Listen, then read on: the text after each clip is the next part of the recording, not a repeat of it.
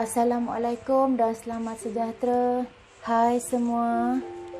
Hari ini cikgu bersiaran lagi dari rumah. Seperti yang kita semua tahu, sekarang ni kita masih lagi berada dalam Perintah Kawalan Pergerakan. So, saya harap semua berada di rumah dan tiada alasan untuk tidak belajar. Okay, hari ini cikgu sambung topik pecahan.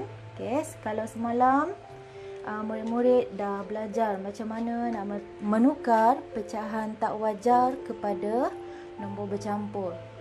Seperti yang saya janjikan, hari ini kita akan pergi ke kemahiran yang seterusnya, iaitu operasi asas untuk pecahan, iaitu tambah dan tolak pecahan. Okey. Cikgu akan mulakan dengan kemahiran yang pertama, iaitu menambah pecahan. Okey. Sebelum cikgu berikan contoh penyelesaian, syarat yang murid-murid kena tahu sebelum menambah ataupun menolak pecahan. Syarat paling penting, penyebut mesti sama.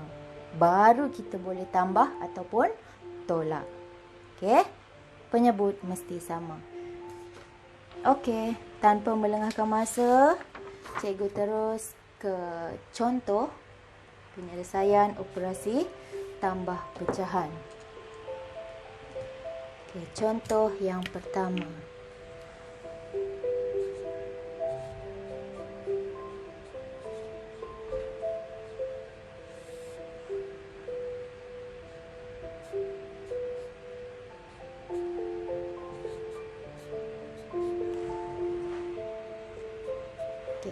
Satu per 7 tambah 2 per 7.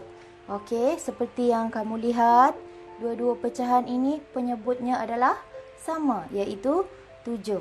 Jadi, ini hanyalah penyelesaian yang mudah. Kita hanya perlu tambahkan pengangka sahaja yang di bahagian atas. 1 tambah 2. So jawapannya ialah 3 per 7. Senang kan? Apa saja pecahan sekiranya dua-dua penyebutnya adalah sama, terus sahaja tambahkan nilai pada pengangka nombor bahagian atas.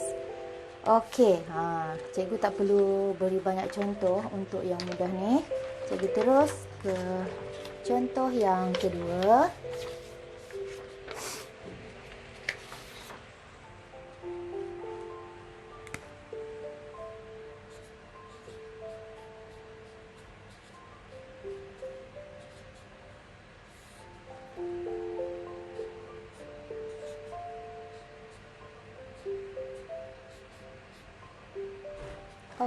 Contoh kedua ialah 1 per 2 tambah 1 per 4.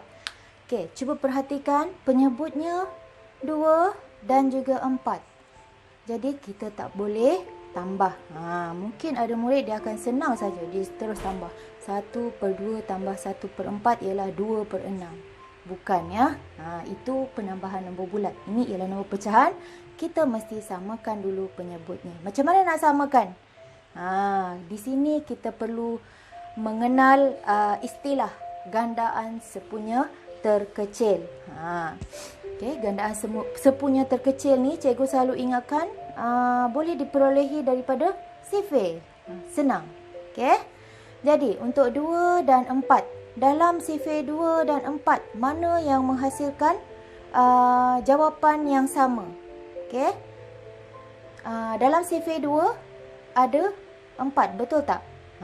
So kat sini senang, kita terus pilih sahaja penyebutnya 4. Apa nak buat dengan 2 ni supaya sama dengan 4? So caranya ialah kena darabkan dengan 2. 2 darab 2 jawapannya berapa? 4, betul? Kalau yang bawah penyebut kita dah darab dengan 2, yang atas pun mesti didarab dengan 2. Ini kita namakan pecahan setara. Kita kena cari pecahan setara supaya penyebut kedua-dua pecahan tu jadi sama. Okey, sekarang kita selesaikan. 1 darab 2. Mungkin tak nampak ya yang ni. Darab 2, atas pun darab 2. Okey, 1 darab 2. 2 per 4 tambah. Yang ini perlu tukar ke? Tak perlu ditukar. Okey, 1 per 4.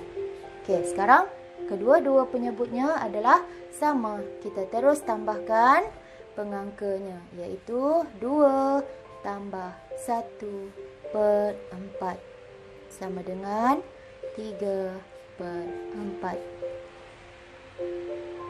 Okey, setakat ni boleh ikut. Okey, seterusnya pergi ke contoh yang ketiga.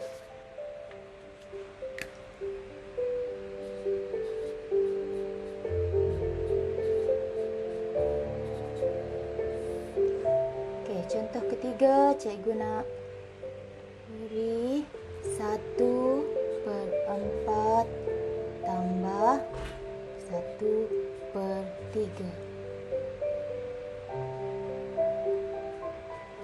Okey. 1 pecahan penyebutnya 4. 1 pecahan penyebutnya 3. Jadi, macam mana kita nak samakan penyebutnya? Kita kena cari gandaan sepunya terkecil. Siapa yang masih tak faham, boleh rujuk pada sifir. Yang dah faham, dia dah tahu dah. Antara 4 dengan 3, nak cari gandaan sepunya paling kecil ialah 12. Dalam sifir 4 ada 12. Dalam sifir 3 pun ada 12. So, kita pilih penyebut 12. Macam mana nak jadikan kedua-dua penyebut ini 12? Supaya jadi 12. Okey, so 4 darab berapa 12? 4 darab 3. Yang atas pun kena darab dengan 3. Okey, jelas ya? Okey, yang ni dah selesai. Yang kedua, 3 darab berapa nak dapat 12? 3 darab 4. Yang atas pun darab dengan 4. Okey, kita selesaikan. 1 darab 3, 3. So, pecahan ini akan menjadi 3 per 12. 1 darab 4, 4 per 12. So, sekarang kita boleh tambahkan. 3 tambah 4 per 12. Jawapannya 7 per 12. Senang kan? Okey. Terus ke contoh yang keempat.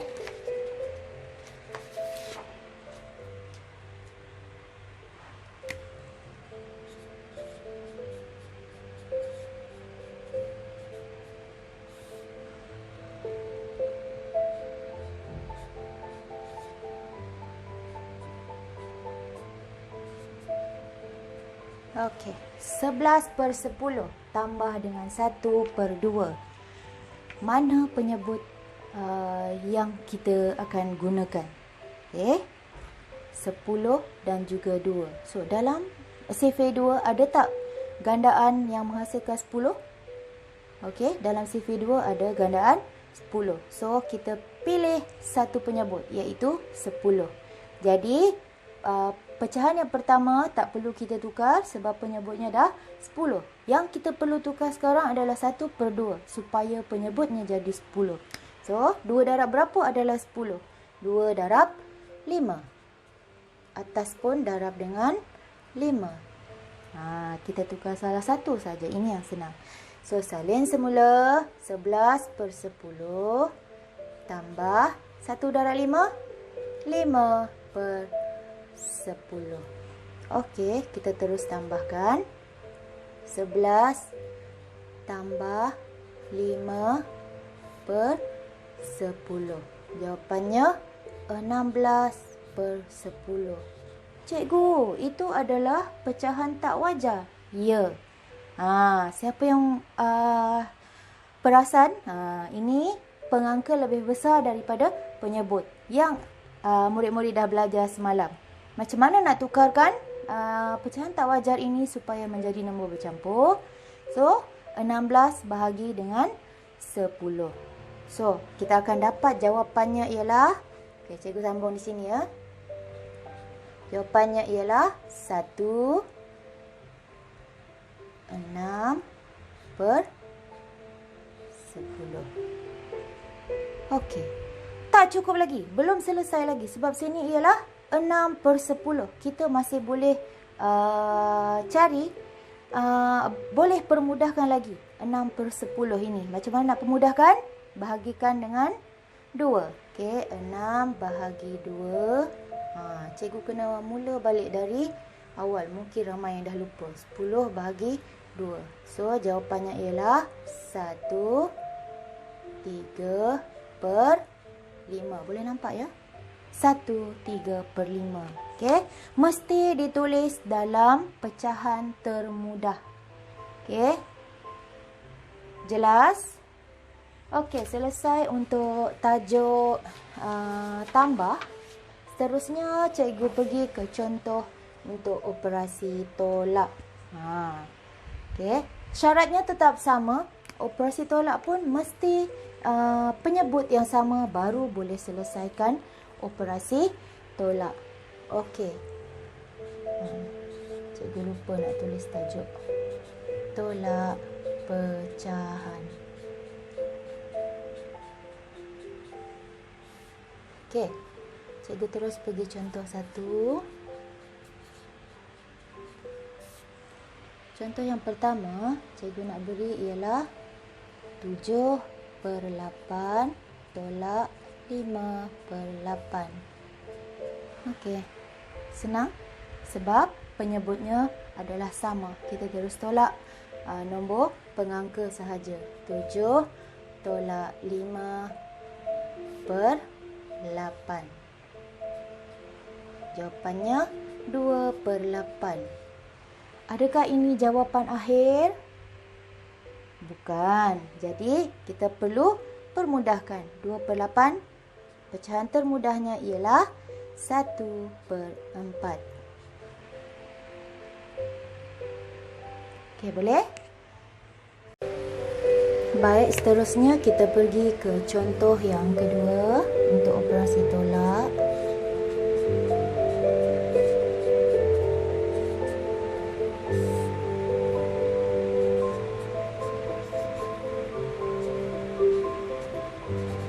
Okey, 5 per 9 tolak 1 per 3. Okey, dua penyebut yang berbeza iaitu 9 dengan 3. Cuma perlu pilih satu penyebut. Okey, dalam sifar 3 ada tak gandaan 9? Okey, ada kan? Jadi, pecahan pertama kita tak perlu tukar penyebut. Kita cuma perlu tukar 1 per 3. 3 darab berapa 9? 3 darab 3. Atas pun mesti darab dengan 3. Jadi, salin semula. 5 per 9 tolak 1 darab 3. 3 per 9. Selesaikan. 5 tolak 3 per 9. Jawapannya 2 per 9. Okey, kita pergi ke contoh yang ketiga.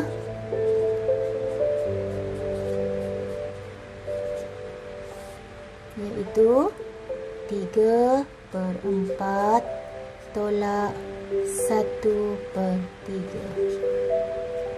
Okey, dua penyebut yang berbeza iaitu 4 dan 3. Okey, pilih satu penyebut yang sesuai.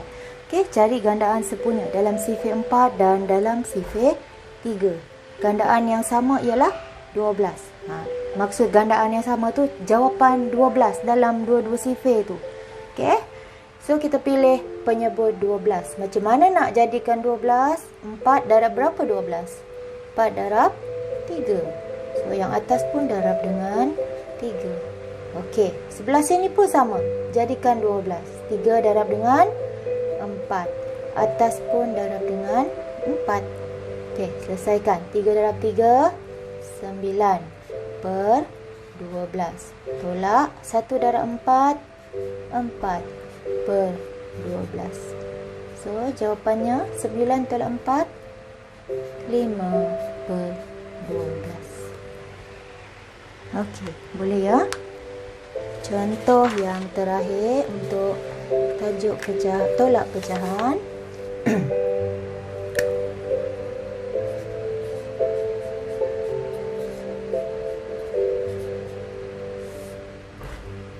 Okey, 5/6 tolak 4/7. Cikgu beri nombor yang besar sikit 5/6 tolak 4/7. Okey. Penyebutnya 6 dan 7. So, tengok pada sifir 6 dan juga sifir 7. Mana gandaan sepunya paling kecil? Jawapan yang sama di antara kedua-dua sifir 6 dan sifir 7.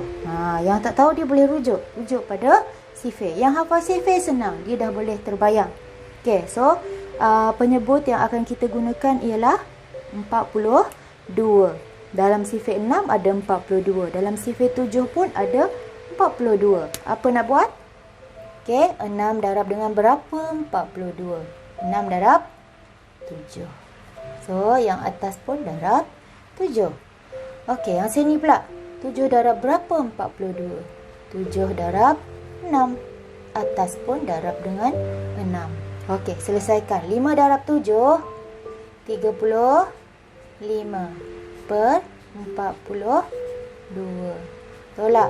6 darab 4, 4 darab 6, 24 per 42. Okey. Selesaikan sekarang. Tolak.